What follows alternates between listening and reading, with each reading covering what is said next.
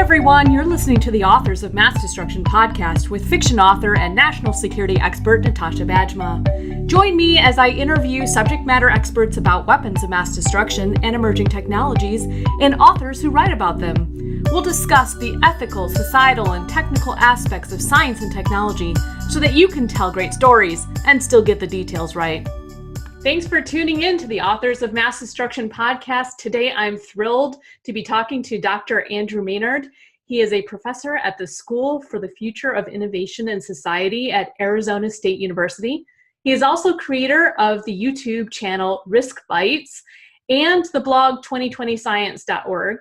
He's an expert on emerging technologies and recently published a book called Films from the Future: The Technology and Morality of Sci-Fi Movies. And I have it, oh boy, I have it right here with lots of yellow sticky notes. So I noticed from your blog, your YouTube channel, and now this book that you're very passionate about teaching the general public about science and technology. And I'm curious what led you to write this book in particular. Oh, yeah. So great sort of segue in. I am, and for many years, I've been really intrigued with how you engage a really broad group of people around what's happening with science and tech. And it goes down back to a lot of the work that I used to do around nanotechnology, where one of the big challenges we had with nanotech was you had a lot of investment in it and a lot of companies and researchers doing interesting things. And they were actually quite worried about what the environmental or the health impacts or social impacts might be, but doubly worried about how people would actually respond to the technology. And it got me very interested in asking the question, how do you actually help just people on the street understand what's going on in tech so they can make an informed decision? So that's sort of driven a lot of my work over the last few years, really trying to find out where those hooks are, because it's not easy. You can't just sort of go out there and say sort of, hey, what do you think about artificial intelligence or blockchain or something like that? You need some sort of context. Mm-hmm. And that sort of led me to beginning to explore what you can do with science fiction movies, which actually surprised me. You can do way more than I ever imagined. Well, that's awesome. Probably because when we think of science fiction movies and emerging technology, we tend to think about the obvious ones like the Terminator and Right. Skynet. And I recently rewatched Terminator, kind of wondering if I could get some cool clips or something. And I was like, I finished it. I was like, yeah, I didn't get anything there. It's actually looking a little dated these days, the original Terminator. Definitely. Well, I am a huge fan of your new book. And as you can see from all of the sticky notes here, it will very quickly become a textbook for me if I ever teach a full class on emerging technologies, so I teach a class at National Defense University on WMD and film. And my class gets a lot of attention because of the film aspect, and students really like the idea of films for homework. But there's a method to my madness. And one of the challenges, I think, with weapons of mass destruction, but also emerging technologies, is that we haven't actually experienced a lot of real life scenarios. And so it's very difficult to imagine some of these things. And when filmmakers actually take that step to imagine what if, it really helps kind of bring that context to bear. I think you're exactly right. And I also think there's a really interesting line there. So what I love about science fiction movies in particular is that they flex both our collective imagination and that of the producers, and they help us imagine a future that doesn't already exist. And so we can begin to get our heads around that. The downside of this, and this is why it's a fine line, is just because you see something in sci-fi doesn't mean that it's going to come true. And I suspect most people realize that.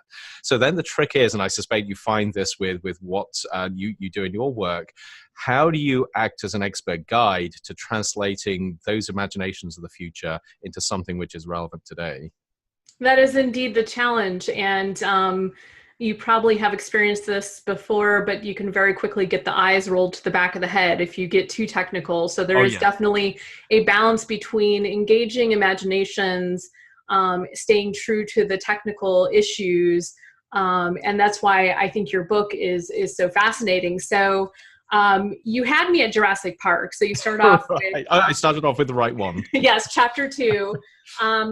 Jurassic Park is one of my favorite science fiction movies of all times, although interestingly enough, a lot of people wouldn't consider it science fiction. In fact, they don't consider Michael Crichton a science fiction writer, right? Only because he's a little too real. Right. But because he's real, Jurassic Park this many years later is kind of even more profound. It's sort of it's come into its own. Yeah. So I remember back in, what was it, 1993, when it first came out, and I was at one of the first showings. This really was beyond the cutting edge of science. People knew what people were thinking they could do with DNA, but they never imagined they could really do it. Whereas nowadays, what you see in the movie, people are beginning to think, hey, not only might that be possible, but people are actually trying to do similar things. Yeah, so let's talk about that. So what I love about your book is not only do you choose a film for each chapter, you frame that film within its historical, technical, and societal contexts. And you bring together the key themes that come out of the film. And in a way that's why this is a textbook in some ways, because there's so much in here that's beyond just, let's talk about films.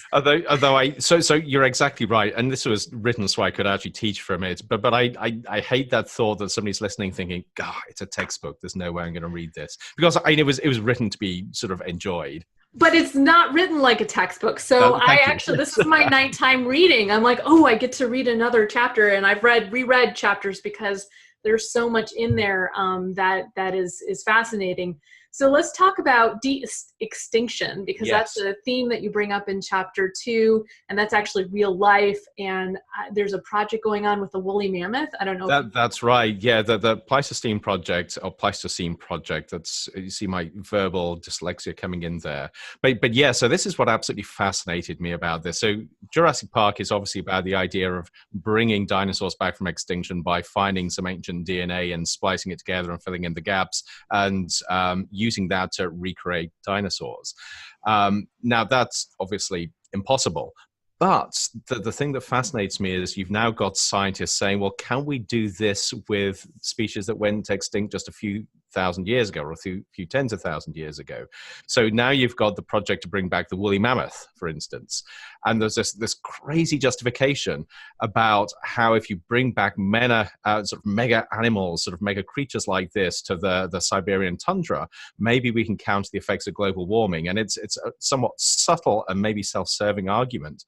But just the fact that people believe that they can bring back an extinct species like this, and it's not the only one, by stitching together pieces of DNA in a way where they can either recreate that species or come up with something which is remarkably similar to it. It's quite mind-blowing. Well, and that's what's also very interesting about your book, because there's this can we, should we question that is throughout. And one of my favorite characters in Jurassic Park, and I think Michael Crichton does this brilliantly, is Ian Malcolm. Right. He's the can we, should we guy, and he should be in every science fiction movie. Right. Should we do this? Bring back animals from extinction. Right. And the bigger question is, who should decide? So I honestly, I don't know the answer to that. So there's the science geek side of me that says, cool, sort of what if we could do this? And then there's the responsible innovation policy side of me and the ethics side of me that says, hold on a minute, is this really such a good idea? But the reality is, these are big questions that as a society, we've got to decide what is appropriate and what's not. It's really dangerous if we just leave it to a really small group of powerful scientific elites to say, hey, we're going to do this. And that's exactly why this book and your efforts to educate the public are so important, because if they don't know about these issues, if they don't know about the woolly mammoth project, then they won't have an opinion on it. And so then those decisions will be driven by money, interested people, stakeholders, but not society writ large. And so I'm curious to hear what you think about this, because I'm writing a novel as part of my mystery sci-fi series called Genomic Data. And my main character, she's considering all of these topics.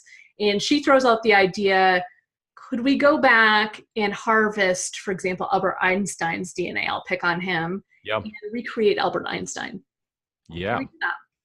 Well, and it's a realistic question. Actually, I don't know how many of Einstein's body parts, including intact DNA, are still around. I know it seemed to be spread all around the world. But in principle, if you could find a strand, you could absolutely recreate somebody with the template, the base template for someone like Einstein. Now, of course, whether that leads to somebody with the same intelligence, the same worldview is highly unlikely, because you've got the whole set of environmental factors. But if there's something encoded in there which is associated with both intelligence and creativity, who knows what will come out of it? But the ethical questions are immense. Absolutely. And you just said, we have to go around and find Einstein. But Right. then I have a further question. As we all get our DNA mapped in the future and our genomes become digital data, could we, in principle, take the genome, the digitized genome, and recreate people in the future just from that? We don't need a physical sample. Yeah. Again, I think it raises some interesting questions. And of course, just to reiterate, you can't replicate a person because who you are is a combination of multiple different factors. But this idea that if you want to replicate somebody that's the shell of who you are, they look something like who you are, maybe sort of their brain is wired in ways that are similar to yours, we're actually getting remarkably close to that. So, for instance, there's a project that's going on at the moment, a rather big one, where scientists are trying to create the first synthetic human DNA sort of sequence. If they can do that, the next step is to create the first synthetic human. So now we've got people that are actively thinking about 20 to 40 years from now, being able to completely synthesize the 3 billion base pairs of human DNA and create a human from scratch. Now, if we can do that, there's nothing to say that we can't harvest DNA sequences from living and dead people and do exactly the same. They then become the template for something in the future where you don't need a biological mechanism to procreate and lead to a new human. And this leads to a topic that is on a lot of scientists' minds that came out in December, the designer baby CRISPR, the CRISPR controversy, Yes. which is related. And I'm wondering, aren't designer babies kind of inevitable as well? It's really hard to imagine a future where they're not inevitable in some way. And of course, what makes this really tricky is we have the tools to edit and modify the genetic code of unborn children effectively, or from the get-go. What we don't know is how to do that well. Or we don't know how to do it without sort of seeing unintended adverse consequences. So to me, there are a couple of really big ethical questions. One is, how do you develop the technology so you actually get what you intend rather than what you don't intend? And secondly, how as a society do we work out where the boundaries are of acceptability here? But the reality is, because we're developing these tools, it's almost unimaginable to see a future or foresee a future where somebody isn't doing this in some lab somewhere. Unfortunately, we saw that with nuclear weapons, right? The Right. worst, most destructive weapon known to mankind, humankind. And it was almost like we just couldn't help our urge to do that. Yeah. And if you really want to sort of get weird with thinking about sort of genetics, sort of one crazy argument here is maybe if there's something innately sort of in human DNA, which sort of encourages us to do crazy things with what we invent, what happens if you could edit that out? So you now, right. Get rid of that one. So Right. On a related theme, you do mention Craig J. Venter's group and his success in creating the first artificial living cell. Yes. How close are we then to creating novel organisms? Not as close as some people think. So what we can do at the moment is we can design complete genomes on the computer, and we can design novel genomes. And we can put those inside the carapace of a cell, so we can actually sort of begin to effectively create a synthetic organism. What we don't have is we don't know enough about the various parts that go together to form a viable organism. I mean, effectively, the code of genes is just incredibly complex. It's a non-linear code. It's nothing like anything we've learned to deal with before. So we're really struggling in working out how to do that well. So actually, even though we've got the technologies to put the genomes together, I think we're a long way from coming up with a brand new viable organism. But there is a big but here. And the but is we're having associated technologies in other areas that can help us get over these humps. And machine learning is the big one. So to me, the big question is, are we on the cusp of developing computers, machines, that can transcend our ability to code DNA, and they, in turn, will develop the ability to actually code DNA in a way which leads to novel organisms? I don't think it's implausible to think of that happening in the next decade or so. Well, I know that there are big pharmas already using machine learning to identify potential new chemical compounds that could be new drugs. Right. Because Yes. humans tend to look for the ones that we know or related ones, and using machine learning tools, they just look for these tools look for different compounds that maybe we've never thought of before. That's right. And you're seeing it with materials more generally, advanced materials, where we're beginning to see that machines can actually identify where we can create a type of material that's never, ever existed before. Right. Like metamaterials that Yep. allows for moving waves of light around objects and creating Exactly. invisibility. I have that in my second novel. I love that one. Right. Yes. So one bone I do have to pick with you is why not Gattaca? Why Everybody thought asks of it.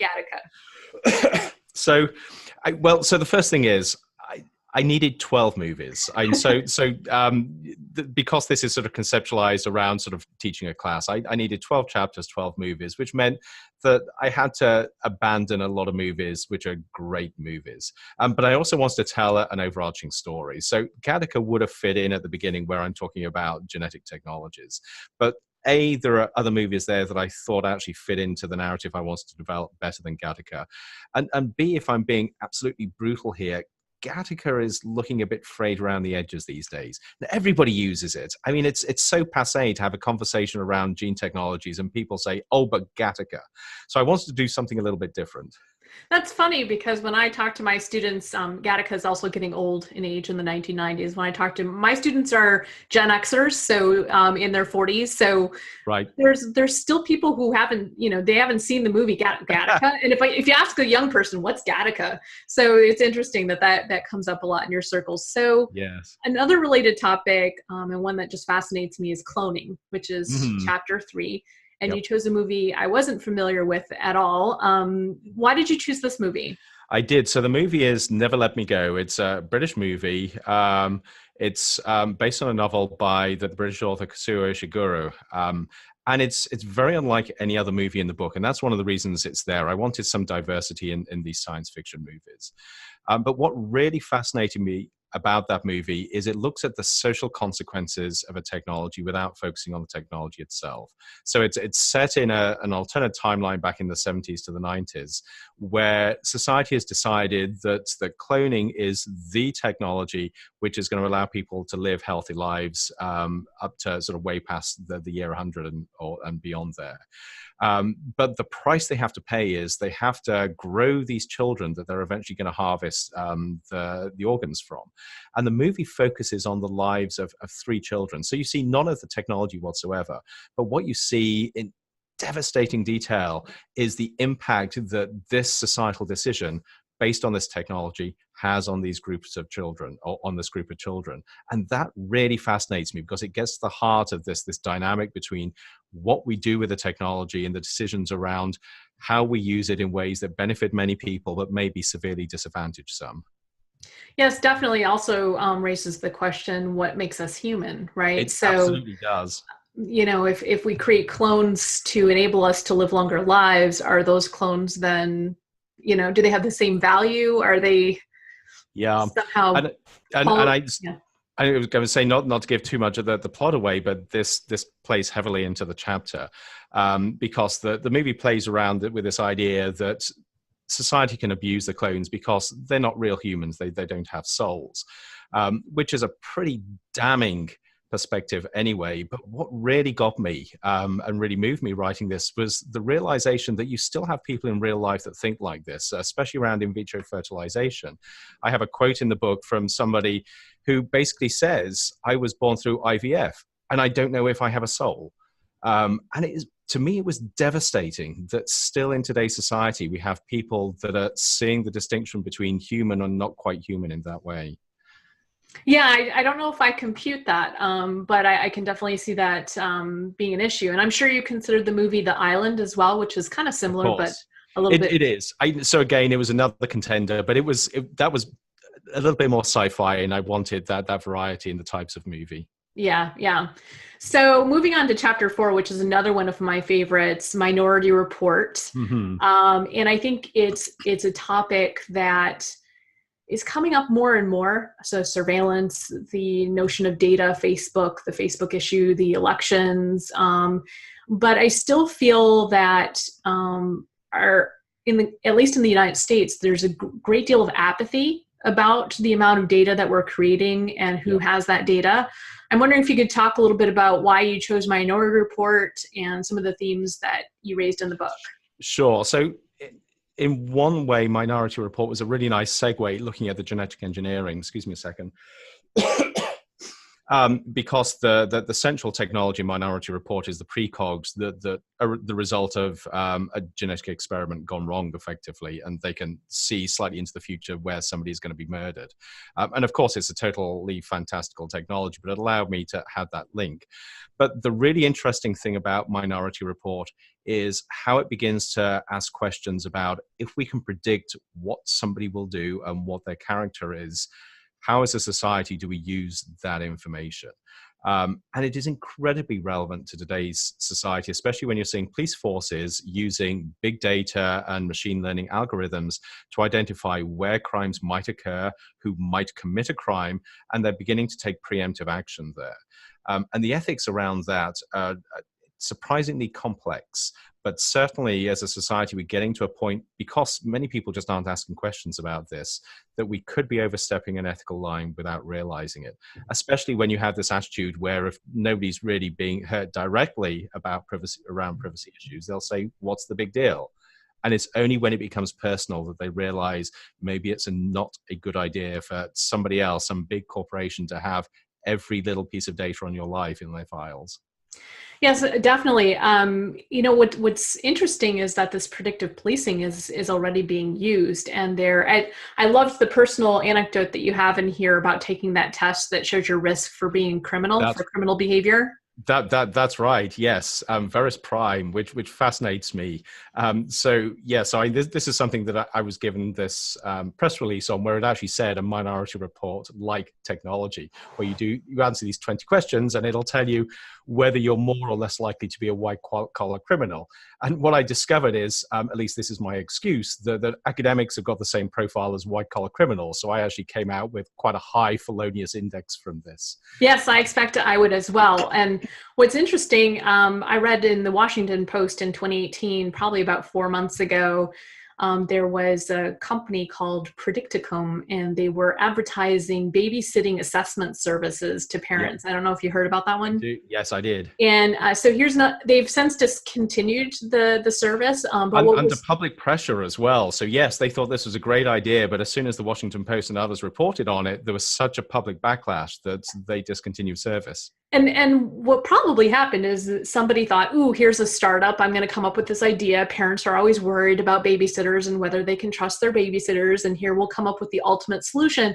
But there were so many problems with the software. I mean, the idea that you could determine someone's character from social media posts, for example. That's right. Yes. Yeah. I can't imagine a tool being able to read through all of the context, of sarcasm and why someone would share something. That's right. And this is where it gets really intriguing to me. So the number of people I talk to who can't see the problem with big data and surveillance until it's brought home to them that somebody else, possibly a machine, might be making decisions that directly affect their life without their say in it. And you can see that switch in attitude when they begin to realize this is personal.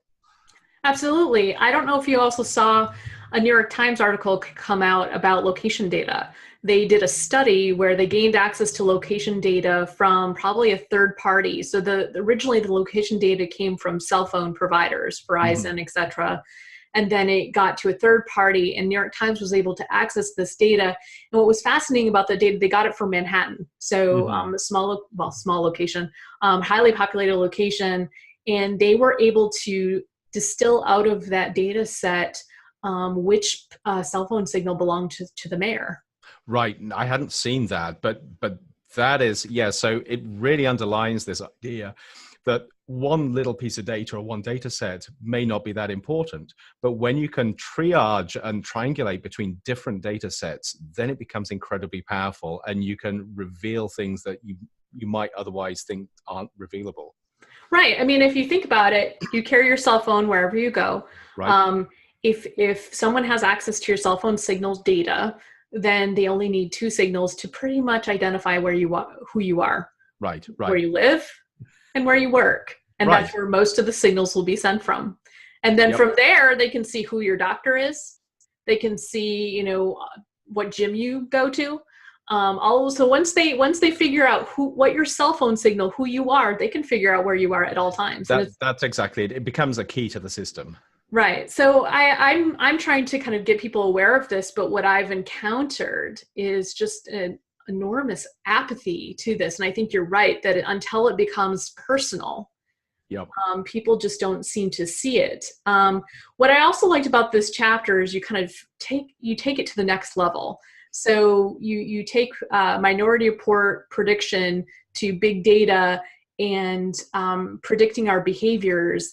And so it's even more nuanced than just figuring out where your location is. If they have your location data, if they have your Amazon data, if they have your Google queries, put a bunch of data sets together and pretty much they could probably predict whatever we do whenever we do it, right? Right. And then of course the question is, well, how far should they go? So with the same chapter, one of the things that really struck me was looking at machine learning, not just pulling on data, but analyzing people's faces. So, and this astounded me, that there is research out there where people are just feeding people's photos into a machine learning algorithm and getting the machine to say, is this person a criminal or not a criminal, just by looking at their faces.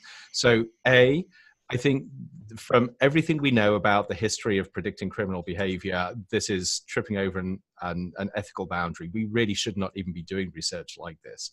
But the fact that people are now claiming that a machine can tell whether you are a criminal just by looking at your face, without any understanding of the biases that come into that, without understanding the possibility that even though somebody might look like a criminal, that doesn't determine how they're going to behave, is quite amazing. And somehow, this is a conversation I think that has to be had at a broader level than it is. Right, and unfortunately, it gets into a topic that most people find a little dry and terribly boring, data science. Right. So you just talked about bias, and so if you talk about a machine learning tool, ultimately you train this algorithm on a huge data set. Where did that data set come from? Of course, exactly. Right, yes. That's the key question. Does that data set accurately represent a population? Or is that data collected for some other reason and now you're just using that data because that's the data you had access to train your algorithm? That's where we get into a lot of trouble. Yep. And it actually takes us straight back to that Verus Prime test where the training data that they used was a bunch of white-collar criminals. So basically they were saying that people that look like them are likely to behave like them, but then they applied that algorithm to very, very different groups. And of course, that's where the extreme bias comes in. Well, the other problem with that could be the algorithm, that they just don't have the right mix of personality traits that lends itself to white-collar crime. Yes. If someone that's extremely analytical and creative and comes up with all sorts of imaginative scenarios of how to cause trouble would probably test the same as someone who decided to cause trouble. That is exactly it. And that, I think, is where a number of academics sort of fall into that category, because this is what we do for a living. We're creative. We ask tough questions and we dive deep into them. We use our intellect to find ways through them. Yes, and I'm a fiction author, so you don't even want to know what they're going to say about me. Crazy. Right. So moving on to chapter 8, this is where you talk about Ex Machina, which for me has been probably one of the scariest movies I've ever watched, not knowing that it was going to be so scary. In fact, right. I was watching it in the evening, got to a certain point, and I had to pause it. I'm like, wow, I can't do this at night. I have to do this. I've got to ask at which point. Was that when it was still a psychological thriller rather than really sort of getting into the guts of things? Oh yeah, it was psychological at that point. I was like, there's something going on here. Right. I don't like it. I felt like I think I just was in the shoes of I think it's Caleb. It's Caleb, yes, the person who's testing the AI. So I was in his shoes and I was like watching him just like eat out of her hand and like trust her. And like, I'm like, oh, this isn't going to end well. It is very, very disturbing. So this is a movie that divides people. I know people who love it. I know people who really despise it. I really like it. And I like it because it shows a very different side of where things could go wrong with artificial intelligence. So this is not the Terminator, let's create Skynet that decides that the worst thing possible is having humans on the earth, so it tries to stamp people out. So this is the super intelligence scenario. Instead, it asks the question, if we could create a machine that understands humans better than we understand ourselves, it understands all of our foibles, all of our biases, all of our heuristics, and yet isn't subject to them, surely that computer, that machine, can then use those to manipulate us to its own ends. And the film shows that beautifully. It shows a computer going through the manipulation of a human, where the human, Caleb in this case, knows he's being manipulated, but he's biologically incapable of resisting it. And of course, Ava, the artificial intelligence, isn't subject to any of the same sort of constraints or manipulations. So she can basically sort of twist him and turn him so she gets what she wants. Yes, she's very, very goal-oriented there. Yes. And what's interesting is today's machine learning tools, there have been some cases where we've seen actual examples. For example, there was a tool that was trained to play the game Tetris, and it was probably reinforced learning.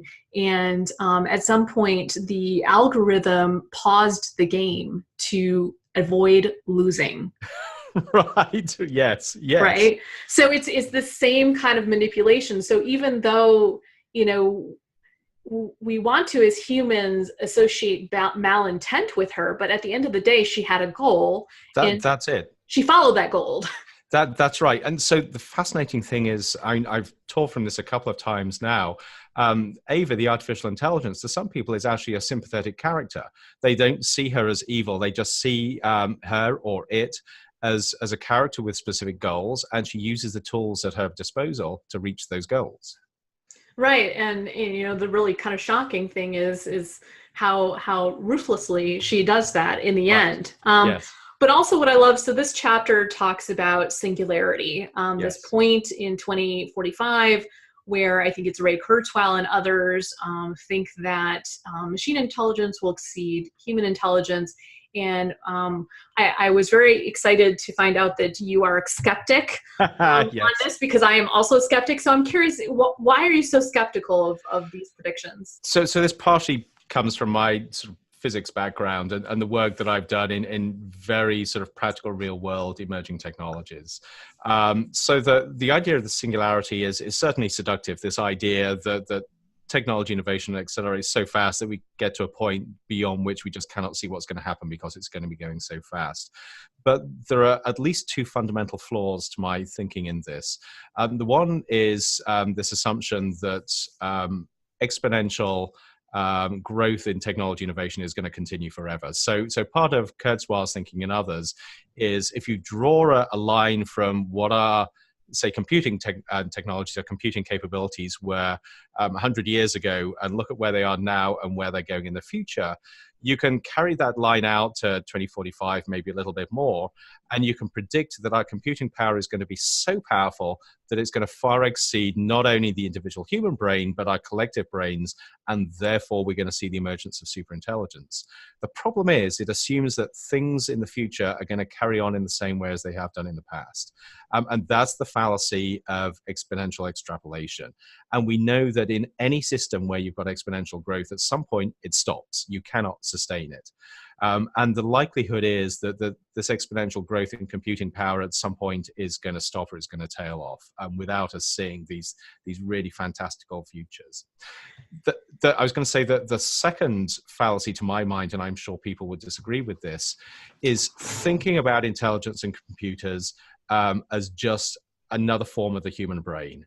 So the argument goes, we know that the human brain is incredibly powerful. We're creating artificial brains in terms of computers that are increasingly powerful. At some point, they're going to exceed the power of the human brain. The trouble is, computers don't work like the human brain. And so you're comparing apples and oranges there and pretending that they're all oranges. And that actually gets you into some intriguing future scenarios that are highly implausible. I would also add another theme from your book, which is evident throughout, is this notion of converging technologies. I think the idea that we can anticipate how technologies will converge in the future and what potential outcome would be there. When my students ask me, am I afraid of singularity? And I'm like, no, because I'm going to have me plus a chip. So Right. I'll be good.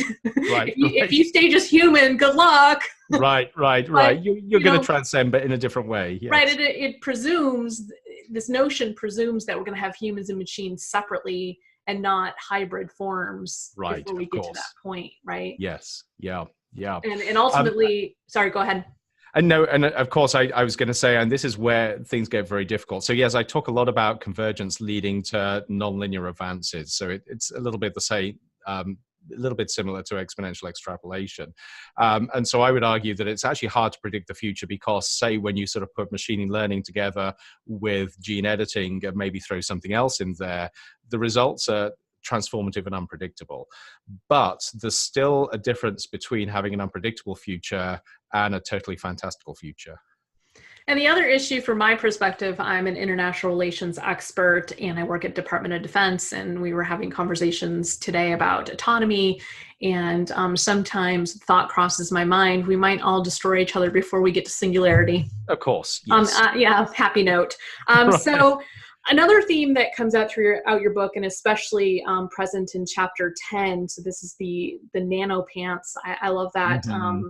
And this movie that's kind of not a science fiction movie, but addresses nanotechnology type themes of creating new materials.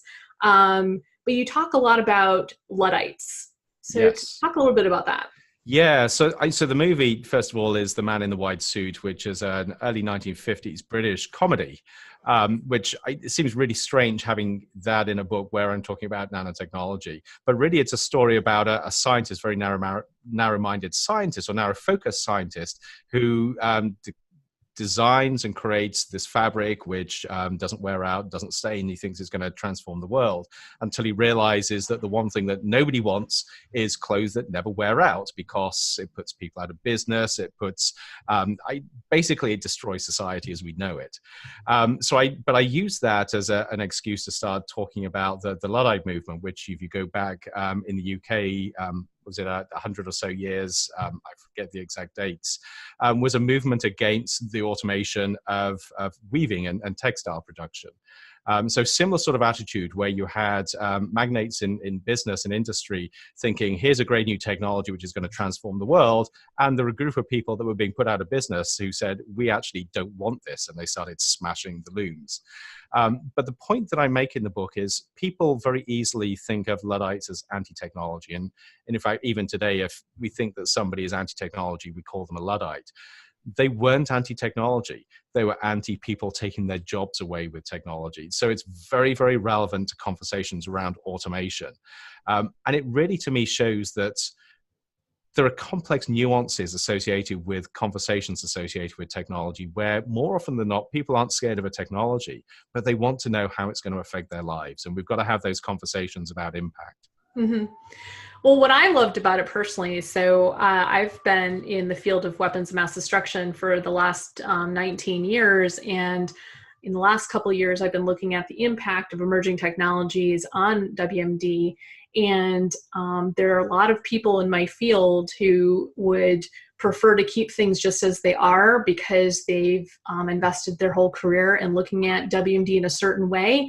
And they are resistant to any thought about, oh, nothing's going to change. I mean, nuclear weapons are nuclear weapons. There's no technology that's going to interact with nuclear weapons in interesting ways that will profoundly change how states develop nuclear weapons.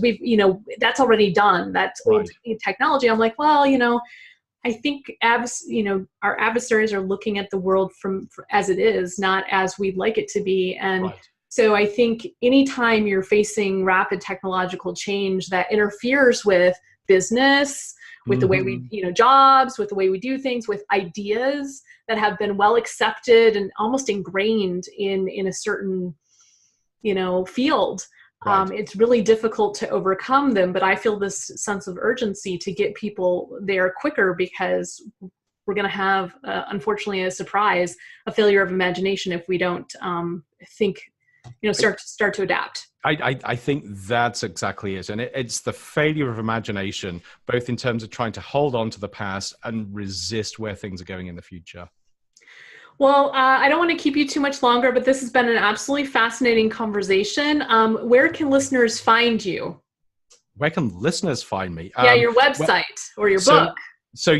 Well, the book, first and foremost, if you go to filmsfromthefuture.com, that will tell you everything you need to know about where to buy the book, where to read excerpts, even how to use it in a class, which some people might find useful, or even a reading group. And of course, the beautiful thing about writing a book about movies is you can both watch the movies and read the chapters simultaneously. So that's the first place. I'm also at 2020science.org, on Twitter at 2020science, and I have an increasing amount of stuff on Medium as well. Great. Well, and I've read all of your Medium posts as well. Well, thank you so much for coming on the show. I really appreciate your time. This has been a pleasure. Thank you.